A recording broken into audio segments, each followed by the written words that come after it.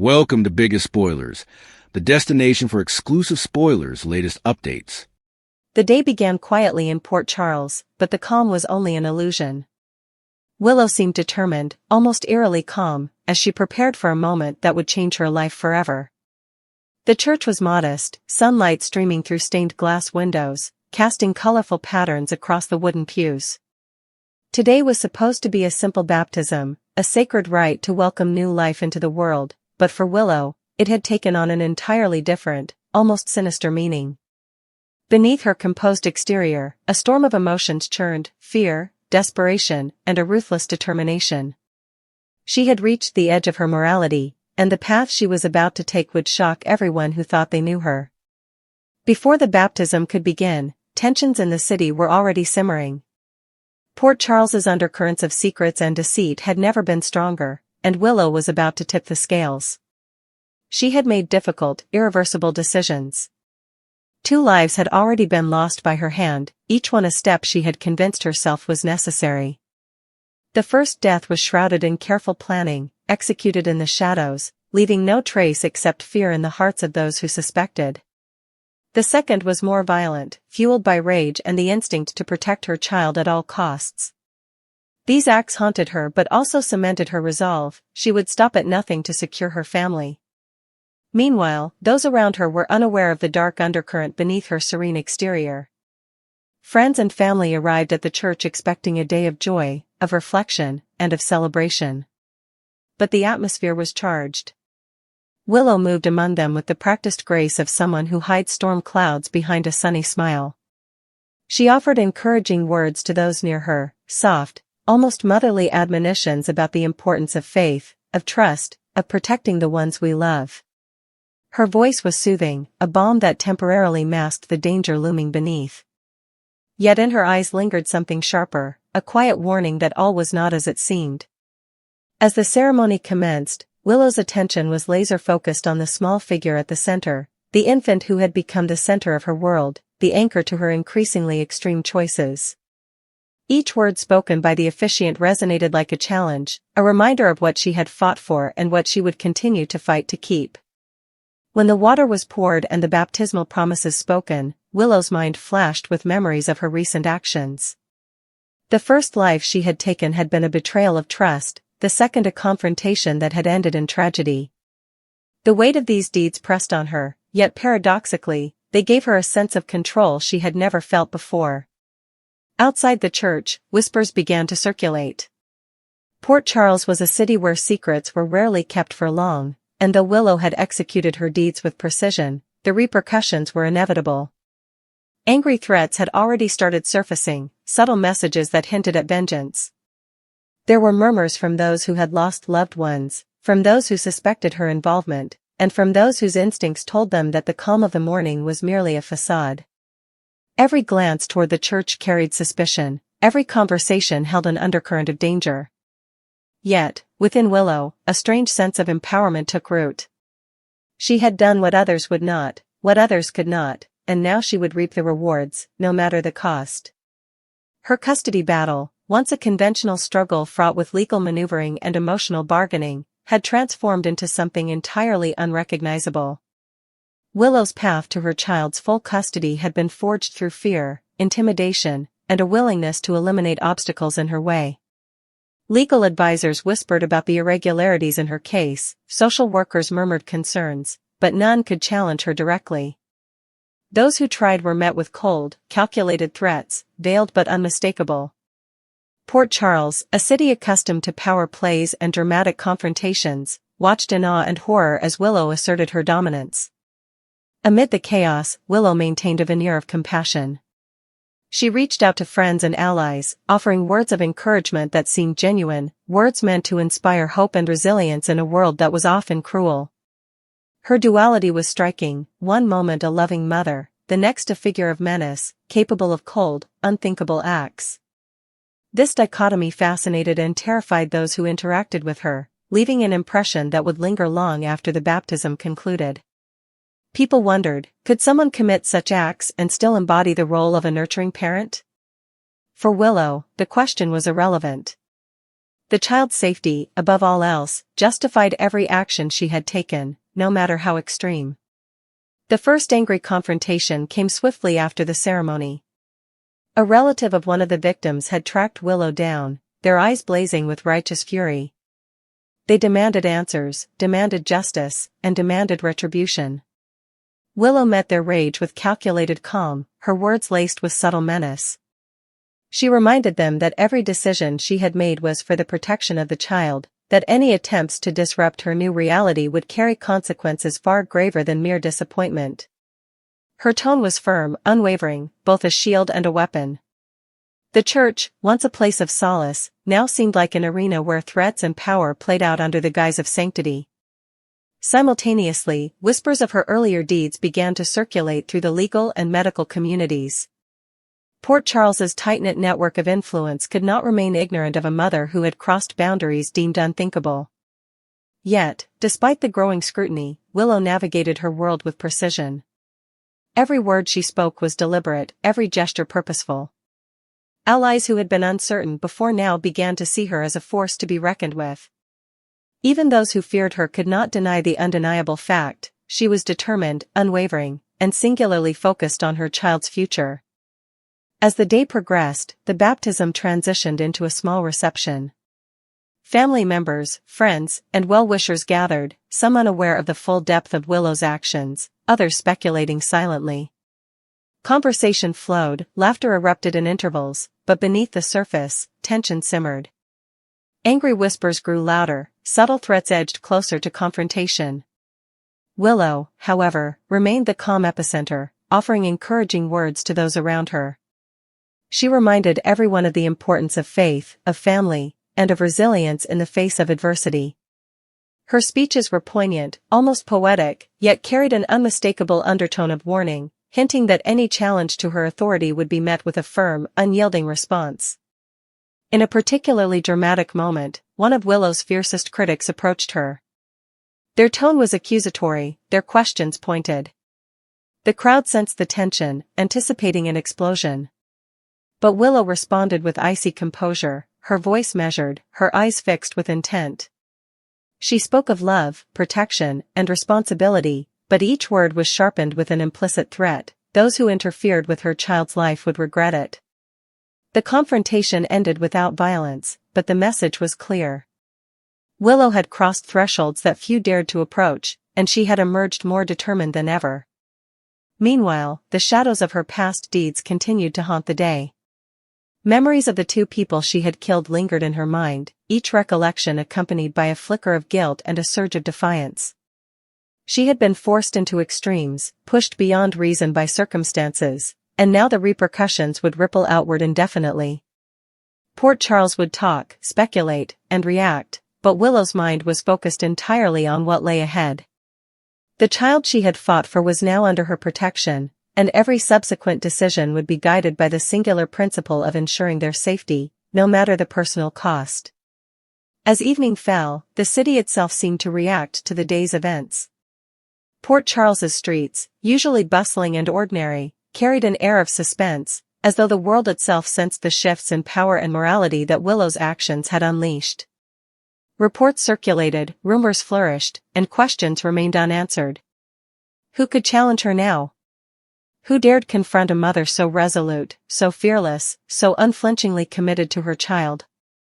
And perhaps most chilling of all, what would Willow do next if she perceived a threat? The baptism, which had begun as a celebration of new life, now stood as a symbol of Willow's dominance, her cunning, and her extreme determination.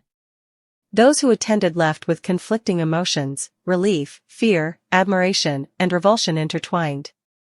Friends whispered to each other, cautioning against crossing her, while adversaries weighed their next moves, realizing that any opposition would require calculated strategy and courage beyond the ordinary. Willow's path was dangerous, unorthodox, and ruthless, but it had secured her objective. Even in the aftermath, her dual nature continued to fascinate. She was a mother, tender and loving, offering encouraging guidance to those around her. She was also a force of retribution, capable of punishing those who dared threaten her or her child. Angry threats would continue to follow her, but Willow had shown that she was prepared to meet them head-on. She had crossed the line from victim to survivor, from ordinary citizen to someone wielding power few could comprehend.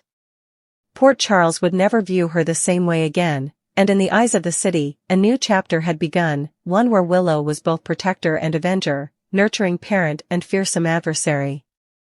By nightfall, the echoes of the day lingered in every corner. The baptism was complete, the child's life officially sanctified, and Willow's position secured. Yet, beneath the surface, tension simmered. Those who had lost loved ones remained vigilant, waiting for the right moment to act. Legal authorities contemplated intervention, while friends hoped that her extreme measures had truly ended. Willow, however, slept fitfully but determined, knowing that the battle for custody had been won, through means some would call heroic, others horrifying. Her path was not over, but the first act had concluded, leaving the city forever changed, and leaving Willow firmly in command of her own destiny and her child's future. And so, in the quiet of the night, Port Charles held its collective breath, knowing that Willow's story was far from over. The baptism had begun as a ritual of hope, had transformed into a stage for vengeance and cunning, and had ended with the undeniable truth. In a city where love, betrayal, and ambition intersect, Willow had emerged victorious, unyielding, and prepared to defend her child at any cost. Encouraging words had soothed hearts, angry threats had been delivered and received, and 2 lives had already been sacrificed in pursuit of an unthinkable goal. But for Willow, the ends justified the means, and for the first time in a long while, she felt an uneasy peace. Jason helped Britt into her apartment because she was too drunk to serve duly. She told him he did not have to stay there, but she collapsed into his arms. He promised not to leave her in the compromising condition he'd witnessed. Britt's phone kept ringing, and she demanded sequestration, so she ordered him to remain in the hall. He agreed to stand in the hall, so she closed the door in his face to see what the alert was. Still, it was for her night drug, which she instantly ignored. Jason heard Britt fall to the bottom, so he contended back in to help her. She broke down into a full crying fit, and he walked her back to her bed. Jason presented her with the drug and asked for the cure so he could help her take it. She was far too shaky and unsteady to fit the drug, so Jason had to administer it. After he put Britt into her bed, he set himself up in her presence so he could watch over her. Jocelyn returned to her apartment, and it woke Trina over, because she was lurking in the dark to avoid interposing her and Kai. Jocelyn said Thanksgiving was crazy between her, Jack, and Carly, and although she tried to make a quick escape, Trina encouraged her to stay. She revealed that she lately slept with Vaughn, but Trina did not see the issue. Still, she had not heard from him since their association passed. Jocelyn entered a textbook from Jack demanding her presence in his office, so she made up a story and took off. Kai asked Trina how effects went with Jocelyn, and despite whatever Jocelyn was going through, Trina was inversely stressed out. She believed everything was better with Kai by her side, especially the ongoing saga involving Curtis and Portia's implicit involvement in Drew's firing. Carly was pleased with the easy remittal from a small Thanksgiving. He asked her if she was doing okay, and he wondered if he would done commodity to make her vacation less special. He recalled how she had a house full of people the previous time, so a lot had changed in Carly's life. Jack bothered that he was the reason there were so many people present for the vacation. Carly assured him that was not the case, it was just everyone being busy. Jack wanted to ensure that he would no way force any issues between her and the rest of her favored bones. The biggest chain was Jason, who went out of his way to avoid Jack at all costs. He wondered who could have been missing from the fests that had Carly in a depression. She revealed that it was her family, Lucas, but she placed the blame on herself because he decided not to show. Carly held off on apologizing to her family for her former grievances against his particular life. She bothered she had gone too far and pushed him indeed further down. As much as Jack wished he could stay with Carly, work called him down. She understood that his work supplanted the vacation, so she agreed to let him leave. Carly kept her countenance until Jack left, but once she was gone, she broke down and recalled her visit to Valentine. Lucas saluted Felicia at the sanitarium, and she told him she had visited Maxie at the clinic. Felicia was thankful that Lucas helped her pick out the installation for her son's long-term care. He encouraged her to hold on to stopgap because no change in her condition was a good thing. Carly dropped by the sanitarium and expressed her stopgap that Maxie would get well soon. Lucas was visibly uncomfortable at his family's appearance, but Felicia noticed and left them to it. Carly offered her family a leftover piece of pie, but he declined. She tried to defend her conduct, but it was not helpful because he felt betrayed. Still, Lucas was glad that Carly spoke her mind because now he understood how she truly felt about his relationship. Carly bothered that Marco was another illustration of the person he loved lying to him and ultimately hurting him. Lucas admitted that his relationship with Brad was a disaster, but he did not feel the same about Marco. He refused to fight with Carly, knowing he could not move his family to support his relationship. What he did need was her acceptance that he was not going anywhere. He demanded space between them, and she turned that into reality. Felicia returned after Carly left and gave a speech about Bobby's capacity for remission, encouraging him not to give up on his family. Sidwell stopped by Sonny's house, and his guards verified that he was not fortified. He wanted to clarify effects before Sonny decided to take him out. He assumed Sonny wondered the reason for his late-night vacation visit, but first, he went through a list of reasons Sonny had to kill him. He handed Sonny the drone print of him and Laura standing in front of her box with Dalton's body outside. Sonny joked that the print was vague, but Sidwell knew he could be placed at the crime scene by Nathan. Sidwell refocused out how the picture showcased a conspiracy to commit murder, but there was no physical substantiation tying them to the murder. Sidwell saved Sonny the trouble of wondering what he wanted, so he cut to the chase. He wanted the Piers, and he needed Sonny's complete cooperation. It did not make sense to Sonny to vend the Piers to Sidwell after their largely public dissensions over the property. Sidwell tried to explain it down, and he told them that the prints and the gun would be delivered to the police with Laura's DNA on it if they took out him or Marco. Sonny hovered to leave the country to shirk law enforcement, but Sidwell knew he would betray Laura. After Sidwell left, Sonny's phone chimed, and it was Laura filling him in on the blackmail, ignorant that he formerly knew. Laura entered a knock at the door, and it was Cyrus, putatively hanging Laura in his dreams. She did not suppose it was possible because he was dead, but he told her he'd decided to show up to gift her the murder armament that killed Dalton. He encouraged her to turn herself in to the police and confess to the murder. Cyrus told Laura that she had nothing to sweat if she had nothing to hide. He prompted her to take responsibility, and Esme appeared on the staircase, demanding the same. Esme claimed that Ace was not in his bedroom because Laura was unfit to take care of him. Cyrus was pleased that he and his family were a lot likewise, and refocused at Laura, who noticed the murder armament in her hand. Still, she woke up, realizing it was nothing further than a vicious agony. Kevin returned home, and she told him everything about Sidwell's visit and the print substantiation. Kevin was agonized that his woman was going through these extreme situations of stress. She told him about the agony involving Cyrus and Esme, and he explained that her subconscious was manifesting in her dream state. She had a lot to consider about coming forward. Laura bothered about what would be to Ace if she turned herself in and could not prove her innocence. Still, there were other factors to consider.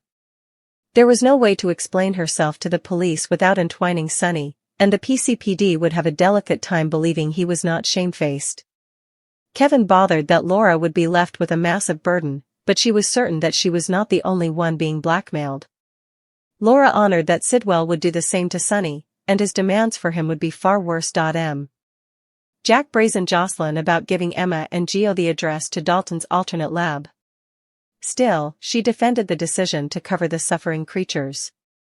Jack indicted her of violating protocol and hovered to have her transferred for continuing her relationship with Vaughn in secret.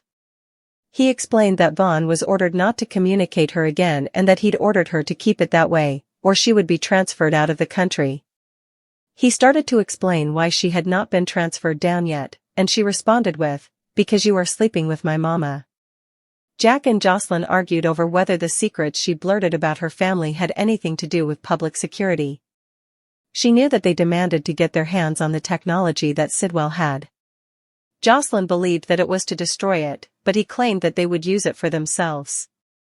He told her everything was classified, and she argued that the secretiveness was mischievous to her job. Jack got a call, and he shocked at whatever he heard. Carly was shown at home, alone, and the moment she turned around, it was Valentine, lately escaped from captivity.